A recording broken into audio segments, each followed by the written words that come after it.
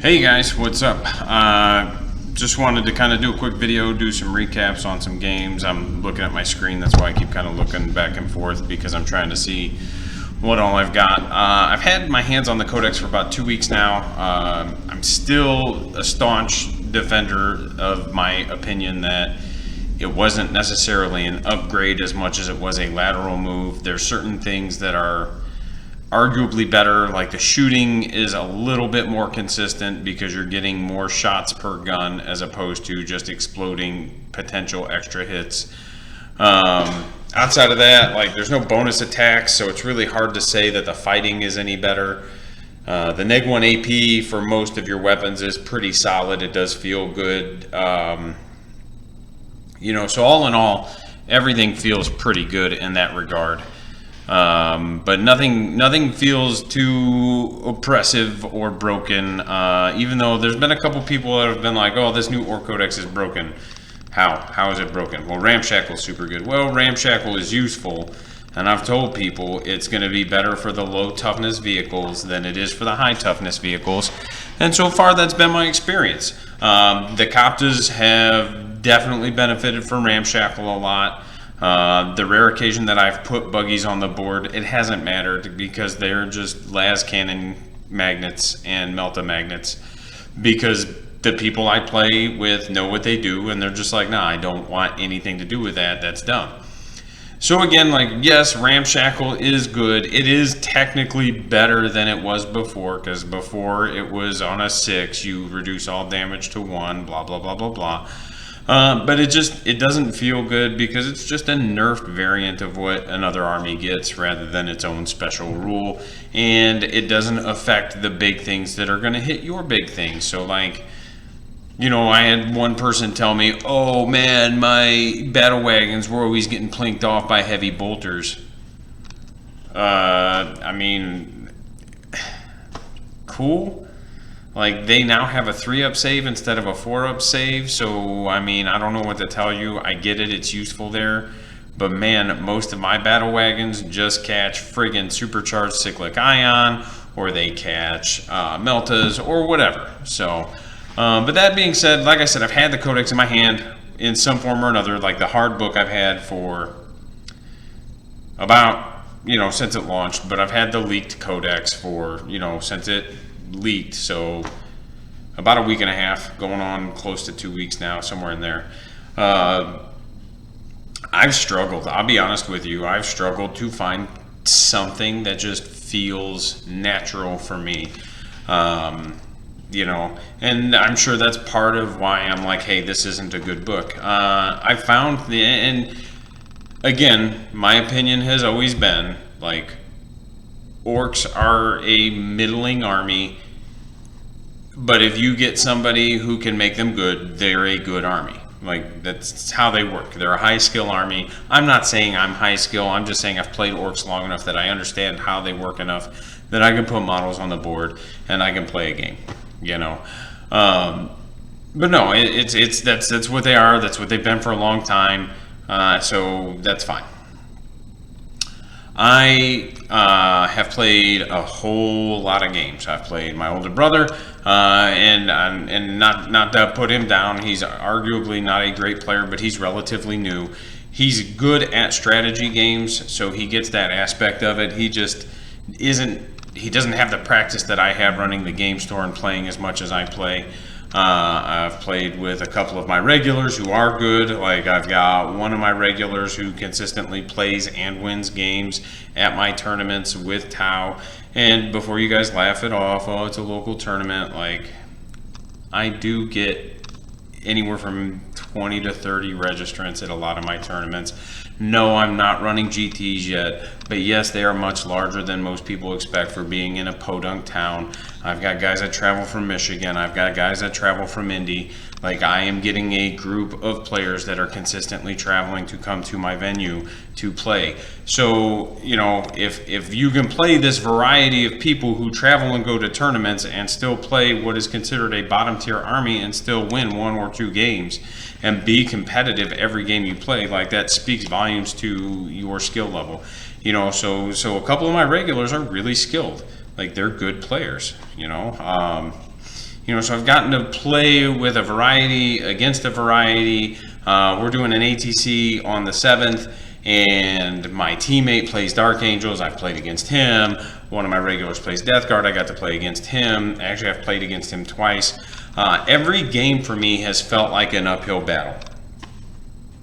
And I'm not going to beat the dead horse. I'm not going to sit here and go, oh, well, this is bad, this is bad. The leadership is something I've struggled with. It's a mechanic interaction that is not great. It doesn't really capture what orcs are supposed to be, I would argue, and I think I've said this before, I would argue that just +1 to combat attritions while you're within 6 inches of a unit over half strength would have been a better approach, so that as your numbers go down, they get worse at leadership, like, they're supposed to. But anyway, that being said, my first list was Bad Moons. I put that together, and I was tinkering around with some shooting, and the orc shooting just didn't feel good to me. It's not how I play. Not that it can't be good, it just didn't feel good to me. I'm more of and again, I've said this, anything's orcs if you try hard enough, and that's kind of how I do it, man. I'm going to go up the board. I'm going to come at you. I'm going to throw stuff at you. I don't just do it willy-nilly. I do have some sort of thought and control to it. But so that Bad Moons, we did some Ludas, we did some bikes, we did some Koptas. I'm sold on the Koptas. I said that before, and I'll continue to say it. They are probably the best thing to come out of the new Codex. Although, to be fair, I haven't dug into a lot of the Beast Snagga stuff because I want to wait till I get the models or I kit bash them. I'm working on some actual tank treaded tracked motorcycle kit bashes for the squig riders or the squig hog dudes, whatever they're called. I just, again, don't like the squig aesthetic, so I want something that fits my kind of Mad Maxy, buggy kind of thing. So I did run some. They're okay. I feel like they're a thing you kind of have to lean into, kind of like Primaris with the Marines. When the Primaris came out, you just wanted to run Primaris. You could mix a few Firstborn in for different things, but generally speaking, you wanted Primaris. And I feel like that's kind of the feeling I get from these Beast Snaggas, is if you lean into them a little harder, they're a little bit better, but by themselves, like a smattering has utility, but they're just better in groups. So I did tinker with them a little bit. What else? So the last army lists that I was playing with, and I almost I've been sold on Freebooterz being super powerful. And I'm sure I'm not the only one, but generally speaking, when I've talked to other orc players or people who have looked at the orc codex, which we're gonna touch on that in a minute too, but when I've talked to them, they've been high on Goths, they've been high on Snakebites, they've been high on Bad Moons. Bad Moon shooting is going to be great. No, it's still going to be orc shooting. It's going to be fun. Don't get me wrong, but I'm not selling a lot of stock. I'm not buying that stock. This dude was just well, I did the math, and if you do this many Ludas and you do this, well, then you'll kill this many Primaris. Well, that's true. Mathematically, that's how it works out. I'm not an analytics guy. I understand that I don't play the game in a vacuum. I can't account for my opponent and whether or not he uses terrain and stuff like that. So, what I look at is, on average, is it going to stay on the board longer than one shooting phase if it's out in the open? That's kind of my thing. And the Squad of Ludas is probably not gonna, man. They're going to get a huge target put on them. They're 17 points a model, so they're not cheap. People are going to look at them and they're going to blow them off the board. But yeah, so again, people have been high on that. They've been high on Goths, and Goths is probably one that I want to tinker with sometime. It does look really neat. +1 strength on the charge, exploding 6s. Super good. You lean into that melee, you take some units to shoot to support, but super good. And again, the very obvious one that's come out has been the Snakebites, because everybody thinks that transhuman physiology that they get is so good, and I cannot get people to understand that once it's on the board, it is not going to be super relevant. The Beast Snaggas, maybe if that's all you run, it might be kind of relevant, but dude, your army is T5. You're only affecting strength 6 and strength 7 attacks. Yes, there are a lot of those in the game, but a 16% chance less to wound for Strength 6 and Strength 7 attacks when compared to Magical Green Power Armor, who gets it against anything. Like, it is not great. It is not terrible, but it is not great. I don't know. And I seem to be in the minority about it. Like I said, I looked at Freebooterz. That was the first clan I was just like, these guys are going to be super, super good. But no, I've been banging my head against the wall. I've been trying and trying and trying to get something figured out. The last list I ran before today was a variation on what I would normally run at a tournament. And that was typically about 45 boys, a weird boy, a pain boy, a war boss, a bone breaker, 10 knobs, like just a lot of weird units where you'd look at them on a piece of paper and be like, what the hell is this? But everything had a function, everything had a place. I had 2 units of Storm Boys for Octaria's data, stuff like that. So, I mean, no, it was a put together, well thought out list. And again, I went 2-1 at my last tournament that I went to. So it doesn't do poorly. But yeah, I ran that, and it doesn't feel good. It doesn't feel right. I can't put my finger on it. It's just something about the way it interacts just didn't feel right. And the last time I ran it was against my brother last night. And part of why it didn't feel right, so like I said, my brother hasn't played near as much as I have. And he just picked up a Space Marine Codex, never looked at it really before in his life, slapped a bunch of weird bullshit units in a list, slapped it on the table, and it was a struggle the whole game. Like, I'm sorry, I mean, I know Space Marines, and I joke around, I call it Warhammer with training wheels. But at the same time, like a person who's never touched that army compared to somebody who's been playing orcs for X amount of years, like, this should not be an uphill battle when I'm playing what used to be a tournament list. Now, again, what was good then might not necessarily be good now, and I get that. Sorry for the big 12-minute intro. I'm a little wordy, as I'm sure everybody's kind of figured out. But I was about ready to just kind of jump back to Death Skulls and start spamming bodies like I used to. And I had one last idea. So I have been high on this Freebooterz. I think they're good. I think they're good. I think they're good.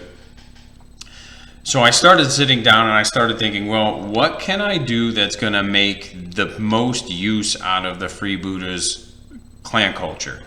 You know, you get to add 1 to your hits every time you kill a unit for the rest of the phase. So what can I do that's going to maximize that? Let's maximize that. So I dropped all my knobs out of the list. Seemed like a no-brainer.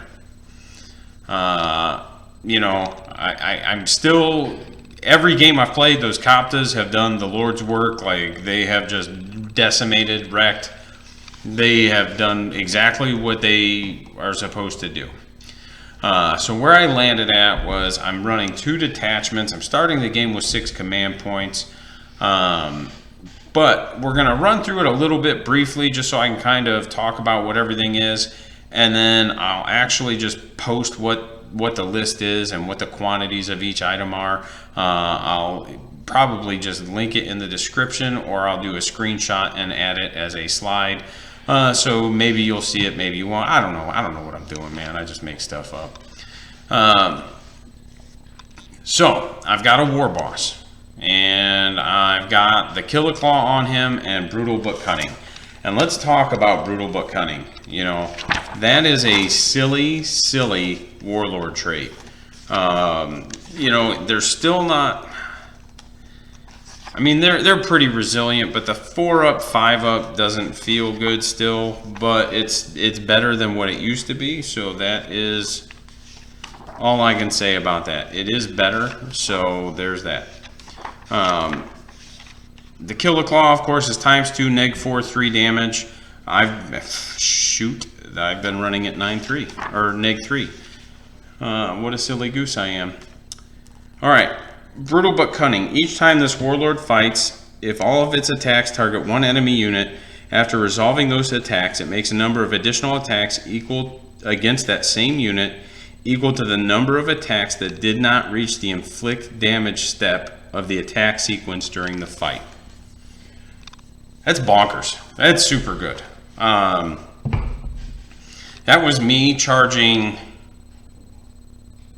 Death Shroud Terminators, I think it was, and hoping for the best.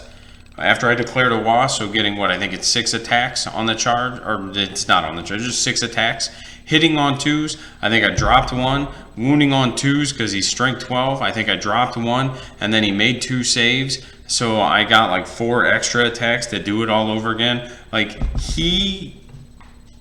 I don't think he one-shot that unit, but he killed 2 of them. And I think knocked the last one down to 1 wound, and then the unit of beast snaggers I had right there next to him also just finished the job. Like, dumb, super dumb. Is going to be very effective against armies like Dark Angels, where you're losing wound rolls because you're only wounding on 4s. I have a Big Mech and Mega Armor with a custom force field. So as everybody knows, I hate picking up models. Like, I don't like just picking things up and not getting to roll a die. Even if it's just a 6-up, feels way better than just like, hey, I shot you with my neg-2 bolt gun because it's magical AP turn. Pick up your model. So I am still getting them worked out, but I've got a Big Mech with custom force field and Mega Armor. I spent 2 command points to give him a Warlord trait and a relic. He's got the Dead Shiny Shooter, and he's got the Bad Skull Banner. So the +1 leadership actually would have been relevant this game, one of the games I played today, except I forgot I had it. He would have failed the leadership. I wouldn't have had to take one because of number of models. Not a big deal. I've got Beast Snagga Boys, and there's 20 of them. I'm torn on running 2 10-mans or 1 20-man. I've been running 1 20-man. Feels okay. Again, the 6-up invul means I don't have to keep them huddled around the Big Mech. They can kind of operate a little independently. So here's been the bread and butter. I've dropped all regular knobs that I use in my list, because typically with knobs you either shoot or you fight. You don't get to do both. Like, you don't get a Scorcha or a Burna and a Choppa. You get like a shooty gun or a fighty gun. Or fighty gun. Shooty gun or a close combat weapon. Mega knobs get 1 of each. And again, what I tell you, I'm trying to maximize how I can interact with this Freebooterz culture. So I've got 5 Mega knobs with rockets and power claws in a truck, because they take up 2 slots. Truck hold 5 or 12. They can go in the back of a truck. Keep them more mobile, keep them a little protected so they're not just on the board getting shit on. And then, you know, 1 unit puts out D3 rocket shots per guy, so 5 D3. Yes, they're hitting on 6s, but, and then 5 Def Coptas, and then 5 war bikes. That's all the war bikes, and honestly, the war bikes, I mean, we know what Def Coptas do. The war bikes, what I've used those for is actually, I've been keeping them back till turn 3. I've got 2 units of Gretchen in the list, and therefore specifically for backfield objective camping and screening deep strikers. Like, if you want to shoot them, go ahead. That shot's not going at my boys or whatever. But then I can actually like screen with the bikes too, and with their 14-inch movement, they can clear a lot more space and get up into it. And then if I declare a WA, they can actually just clear 20 inches in charge if I want. So I feel like I've been playing the bikes very effectively, and it feels good. And because I'm running 5, I can kind of string them out a little bit, and then give all my speed freaks -1 to hit with a stratagem. So when people are shooting at my cluster of vehicles, as long as they're within 6 inches of like the bikes, for example, they're -1 to hit. So again, feels good. I've got a second attachment. I've got a Def Killer War Trike. He's got the Road Killer, so he does on a 2-up do a D3 mortal wounds on the charge. I did layer that with ramming speed to do like 5 mortal wounds on a charge today. So that was good. Like, it's solid. I'm not a huge fan of mortal wounds. Like, I see their function, I see their place, but like, again, like, I'm here to play a game, man. Like, I want you to interact, I want me to interact, and if you're just mortal wound spamming, I'm not interacting. Like, one person's playing.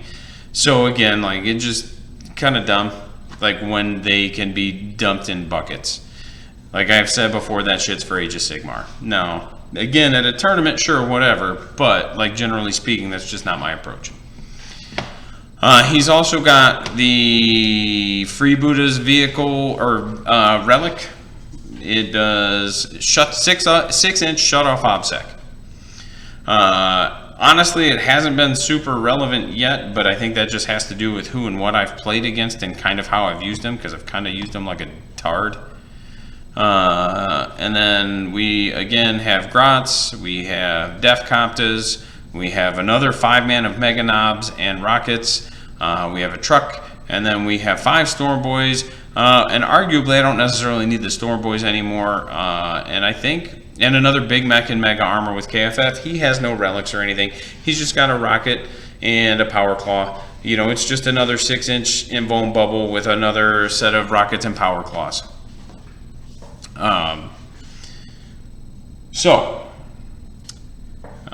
Kind of how it's been working is I have tried to find the weakest spot on the army and plank it off with my weakest shots. So I played my buddy Alex today, he runs Tau, and tried to just smoke his drones off with some big shooters, shit like that, off of the trucks. Popped a unit of drones, I'm now hitting on 4s with my rockets. Dumped him into a Riptide, I think I knocked it down to 2 wounds just from sheer volume. You know, my rockets from my boys can move and now they're hitting on 5s.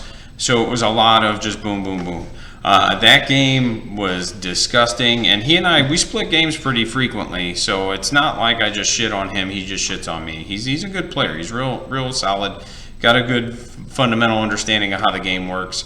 You know, he, you know, that game honestly was over turn 1 because he left me the opportunity to turn 1 charge because he completely forgot that ramming speed was a thing. My Coptas basically just leapfrogged the board and were in his backfield, and it had made him readjust exactly what he wanted to do and how he wanted to do it.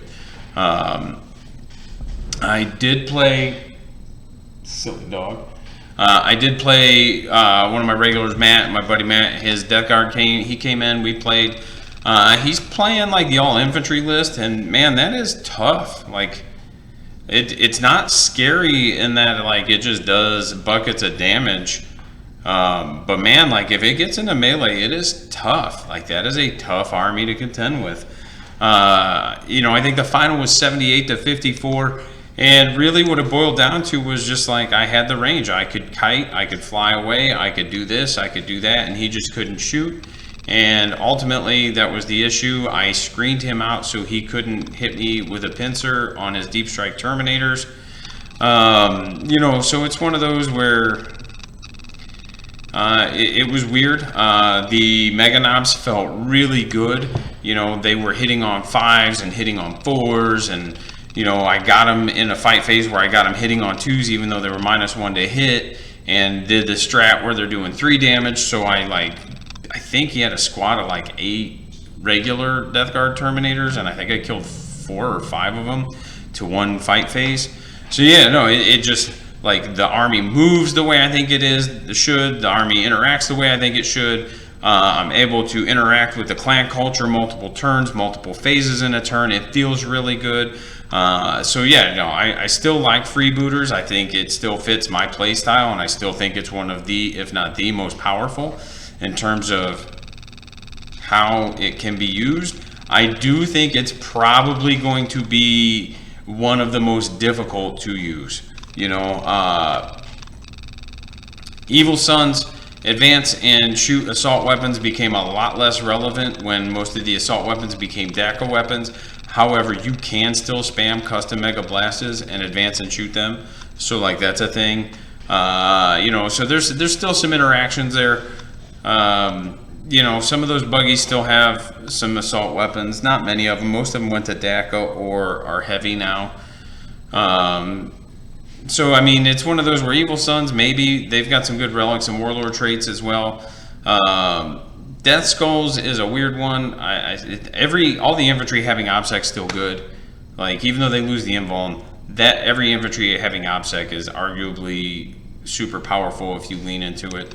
But I think that the Freebooters are probably going to be one of the harder ones, because you got to figure out how to interact with every phase of the game. That's kind of how I think of it. If you're shooting, you want to be able to shoot with more than one unit, or you're not capitalizing on what that army does.